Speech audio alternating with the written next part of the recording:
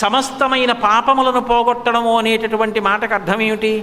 పాపము అన్న మాటకు అర్థం ఏమిటంటే ఏది మంచి పని చెయ్యకుండా ప్రతిబంధకంగా అడ్డొస్తూ ఉంటుందో దాన్ని పాపము అంటారు. పాపము యొక్క ఫలితం ఎక్కడి నుంచి వస్తుంది అంటే గత జన్మలలో జీవుడు చెయ్యరాని పనులు చేస్తే దాని ఫలితం ఇప్పుడు నేను మంచి పని చేయకుండా అడ్డొచ్చింది అనుకోండి, పాప ఫలితం. అందుకే మీరు గమనించి ఉంటారు, ఎవరో దేవాలయానికి వెడుతున్నారు అనుకోండి, నేను వాళ్ళ ఇంటికి వెళ్ళాను, ఆయన గుమ్మం దిగి బయటికి వెడుతున్నాడు, రండి రండి రండి రండి వెనక్కి వస్తున్నాడు, మీరు ఎటో బయలుదేరినట్టున్నారు, ఎక్కడికి వెడుతున్నారో అనకూడదు, మీరు ఎటో బయలుదేరినట్టున్నారు పాపం, గుడికి వెళ్ళొద్దామని బయలుదేరానండి, ఆక్కండి, మీరు వెళ్ళిరండి నేను ఎదురు చూస్తాను అనాలి తప్ప, లేదండి చాలా ముఖ్యమైన పని మీద వచ్చాను కొంచెం మాట్లాడి వెళ్ళిపోవాలి వెనక్కి రండి అనకూడదు. ఆయన గుడికి వెళ్లకుండా నేను అడ్డొస్తే నేనే ఆయన పాపానికి ఫలితం, ఆయన మంచి పనికి అడ్డొచ్చేసాను. పాపం ఏం చేస్తుందంటే మంచి కార్యమునకు ప్రతిబంధకంగా వస్తుంది. ప్రతిబంధకంగా వస్తే ఏమిటి అంటే దుఃఖమునకు కారణమవుతుంది. ఇప్పుడు ఒక అవసరం తీరలేదనుకోండి, దుఃఖం వస్తుందా రాదా? ఆకలి ఉంది కడుపులో, అన్నం లేదు, దుఃఖమేనా కాదా? ఆకలేసి అన్నం అడిగితే కోరిక కాదు, అవసరం. అప్పుడు ఆ అవసరం తీరలేదు అంటే నా పాపమేదో నాకు అడ్డొచ్చి దుఃఖపడుతున్నాను అని గుర్తు. ఇలా ఉంటుందా అండి అని మీరు అడుగుతారేమో నన్ను. చాలా చమత్కారంగా ఉంటుంది. నేను యథార్థంగా అయితే ఇలాంటి వ్యక్తిగత విషయాలు చెప్పను సభల్లో, కానీ మీకు బాగా అర్థం అవ్వడం కోసం, అంటే మీరు తెలియని వారిని నా ఉద్దేశ్యం కాదు. ఒక మాట చెప్తాను. ఒకప్పుడు నేను హైదరాబాద్ నుంచి కాకినాడ వెళ్ళడానికి గౌతమి ఎక్స్ప్రెస్ ఎక్కాను. ప్రవచనం ఎక్కడో చేశాను, చేసి ఆలస్యం అయిపోయింది. జనాన్ని తప్పించుకొని నేను రైల్వే స్టేషన్కి వెళ్ళకపోతే టైం అయిపోతుంది. నేను ఆ పంచకట్టుతోటే అలాగే పెట్టి పట్టుకుని ఎక్కేశాను. ఎక్కేస్తే పాపం నాకు తెలిసిన్నటువంటి అత్యంత ఆప్తుడు ఒక ఆయన ఏం చేశాడంటే పలహారం కట్టి తెచ్చాడు. నాకు మధుమేహం ఉంది, ఏదో ఒకటి తినాలి లేకపోతే పడిపోతాను. ఆయన పలహారం కట్టి తెచ్చి తినండి అన్నాడు. నేనేం చేశానంటే నా బెర్త్ మీద పెట్టుకుని, నాది అప్పర్ బెర్త్, లోయర్ బెర్త్ మీద పెట్టి ఏసీ కంపార్ట్మెంట్స్లో నల్లటి అద్దాల్లోంచి బయటవాడు కనపడ్డాం. అందుకని డోర్ దగ్గరికి వచ్చి తలుపు దగ్గర నిలబడి ఆయనతో అయ్యా చాలా సంతోషం అండి అని ఆయన్ని సాగనంపేసి రైలు కొంచెం వేగం పుచ్చుకుంటూ ఉండగా వచ్చేసాను. వచ్చేసి నా పలహారం కోసం వెతికలేదు. లేకపోతే ఎవరిని అడుగుతాను, ఎవరు తీసేసుకున్నారండి అని ఏమడగను. ఎవరైనా పొరపాటున తీసుకున్నారేమోనండి, ఇక్కడ పెట్టిన పలహారం ఎవరైనా తీసుకుని పొరపాటున తీసుకోవడం చూశారేంటండి అని 4-5 అడిగాను. ఏమో ఎవరైనా చూడలేదండి అన్నారు. అని వాళ్ళు తెచ్చుకున్న విప్పు తింటున్నారు. మరి వాసన రాదా? నీరసపడిపోయిన నాకు ఆకలిదా? ఎంత బాధగా ఉంటుంది. ఇంతమందికి జీవితంలో ఇన్ని పెట్టిన వాడిని, ఇన్ని పళ్ళు ఇచ్చిన వాడిని ఒక తినడానికి పండు కూడా లేక బాధపడ్డా. ఎవరైనా ఒక్కళ్ళైనా గుర్తుపట్టే వాళ్ళు ఉంటారేమో అని పనున్న వాళ్ళ తిరిగి అటు ఇటు ఒక్కడు గుర్తుపట్టాల. ప్రారంధం అంటే అలా ఉంటుంది. ఆ కంపార్ట్మెంట్లో ఉన్న ఒక వ్యక్తిని పిలిచి అడిగా, బాబు ఈ తర్వాత ఎక్కడ ఆగుతుందని అడిగాను. కాజీపేట వరకు ఆగదండి అన్నాడు. ఎంతసేపు పడుతున్నారు? 2 గంటలు పడుతుందండి అన్నాడు.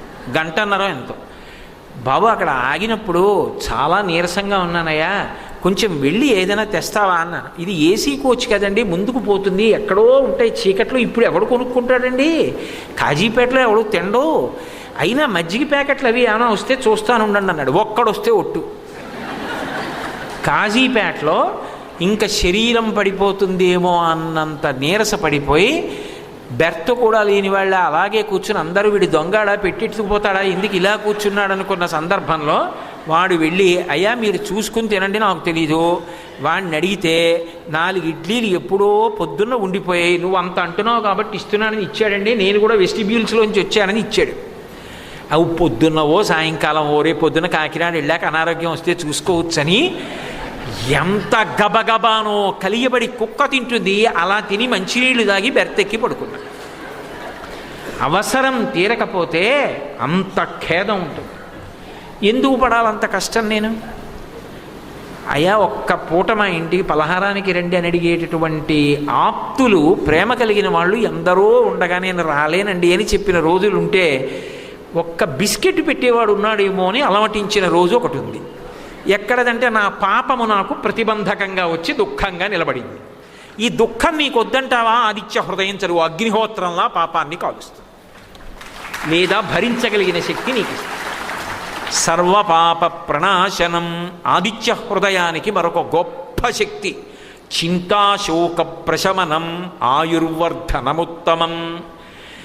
ఆదిత్య హృదయం చింతని శోకాన్ని కాల్చేస్తుంది. ఇది చాలా పెద్ద పెద్ద మాటలు సుమండి. మహర్షి మొట్టమొదటే రాముడికి పరిచయ వాక్యాలుగా చెప్పేస్తున్నారు ఆదిత్య హృదయం యొక్క గొప్పతనాన్ని. చింత భూతకాలానికి సంబంధించింది, శోకము భూతకాలానికి సంబంధించింది, చింత భవిష్యత్తుకి సంబంధించింది. శోకం దేనికి అంటే, అయ్యో అనవసరంగా చేశానండి, ఆ ఒక్క చిన్న పొరపాటు చేయకపోతే ఎంత బాగుండేదో, అనవసరంగా వెళ్ళి నేను ఎందుకు చెప్పండి గ్యారంటీ సంతకం పెట్టాను, ఎంత ఆస్తి పోయిందండి అని ఏడుస్తాడు.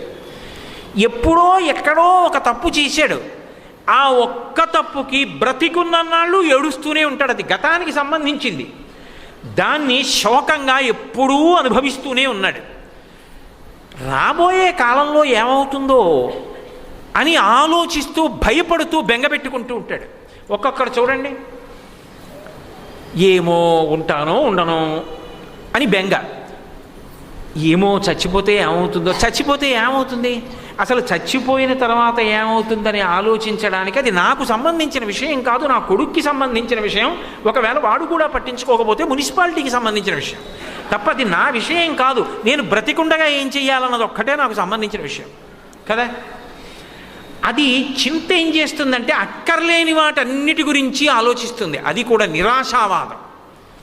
అమ్మో రైలు దొరుకుతుందో దొరకదో, దొరికినా ఎవరైనా సెల్ ఫోన్లు అలా మాట్లాడతారేమో, నిద్ర పోనివ్వరేమో, పడుకోగలనో పడుకోలేనో, దిగాక వెళ్ళగలనో వెళ్ళలేనో, వెళ్ళాక మాట్లాడగలనో మాట్లాడలేనో, అన్నీ చింతే. ఇంకా ఆ చింత చితి ఆకరణ కాలుస్తుందేమో. వీడు బతికున్నంతకాలం భవిష్యత్ గురించి చేసేటటువంటి నిరాశావాదం వీడిని నిస్పృహలో ముంచేస్తుంది. దీనికి తోడు పక్కన నంచుకోవడానికి శోకం. గతంలో తప్పు చేశాను, దానివల్ల ఇంత కష్టం వచ్చింది, గతంలో ఈ పొరపాటు చేశాను, ఇంకా అదే పట్టుకుంటాడే. ఎంత చెప్పండి వదలడు. మళ్ళీ మొదలెట్టి ఏమిటోనండి అది చేయకపోతే అదే ఏడుపు. ఇంకా అలా నిత్యం ఏడిచేవాడికి ఏం తెచ్చిస్తే సంతోషంగా ఉంటాడు? ఇక నేను ఎదగలనంటారా? అప్పుడు మనిషి మృత్పిండమైపోతాడు, మట్టి ముద్దయిపోతాడు, కింద పడితే అంటుకుపోతాడు, ఇక పైకి లేవడం. బంతి అనుకోండి, కింద పడితే పైకి లేస్తుంది. ఆదిత్య హృదయం గతంలో జరిగిన పొరపాటు వలన శోకముతో నశించిపోకుండా రాబోయేటటువంటి భవిష్యత్తు గురించి చింత పెట్టుకోవలసిన అవసరం లేకుండా ఇప్పుడు వర్తమానంలో కార్యాన్ని ఉత్సాహంతో రూపకల్పన చేసి ధైర్యంతో ఎదుర్కోగలిగినటువంటి సమర్థతని బుద్ధి రూపంగా అనుగ్రహిస్తుంది. అందుకే చింతాశోక ప్రశమనం, ఆయుర్వర్ధనముత్తమం. ఇది ఆయువుని పెంచుతుంది. ఇది మీరు చాలా జాగ్రత్తగా పట్టుకోవాల్సిమండి ఈ విషయాన్ని. శరీరమాద్యం కులు ధర్మసాధనం అంటుంది శాస్త్రం. అసలు ఈ శరీరం ఉందే భగవంతుడు చేసిన తమాషా. ఇది పెద్ద ఉపకరణం అండి. వేదాంతంలో ఇది చేసేటటువంటి ఉపకారం మహాద్భుతం. ఇది ఉంది కాబట్టి గత జన్మలలో చేసిన పాపములు నశించిపోతున్నాయి. అలా ఆలోచించండి, శోకం ఉండదు. దీనికి మోకాళ్ళ నొప్పులు వచ్చాయనుకోండి, బెంగ ఉండదు. ఎందుకు ఉండదంటే గత జన్మలలో చేసిన పాపం ఏదో ఉంది, ఆ పాపం మోకాళ్ళ నొప్పి రూపంలో పోతోంది. అమ్మయ్యా, ఇది ఇంకొక రకంగా ఉంటే నేను ఏ మంచి పని చేయకుండా పాడైపోతున్నావు. మోకాళ్ళ నొప్పి అయితే ఏమైంది, కింద కూర్చోలేవు, కుర్చీలో కూర్చుని మాట్లాడుతున్నావు, పోయిందా లేదా చింత. కాబట్టి శరీరం అనేటటువంటిది ఉన్నది కాబట్టి గత జన్మలో చేసుకున్న పాపం దుఃఖం రూపంలో పోతోంది. ఇది ఉంది కాబట్టి కొత్తగా పుణ్యకార్యం చేస్తున్నావు. ఆదిత్య హృదయం వినడానికి ఎలా రాగలిగావు? శరీరం ఉంది కాబట్టి. ఆదిత్య హృదయం మీద ప్రవచనం ఎలా చేస్తున్నాను? శరీరం ఉంది కాబట్టి. ఓ గుడికి ప్రదక్షిణం ఎలా చేస్తాను? శరీరం ఉంది కాబట్టి. దీనితో పూజ ఎలా చేస్తాను? శరీరం ఉంది కాబట్టి. ఆ శరీరం ఉంది కాబట్టి ఉపయోగించగలవు. అందున మనుష్య శరీరానికి ఒక అద్భుతం ఉంది.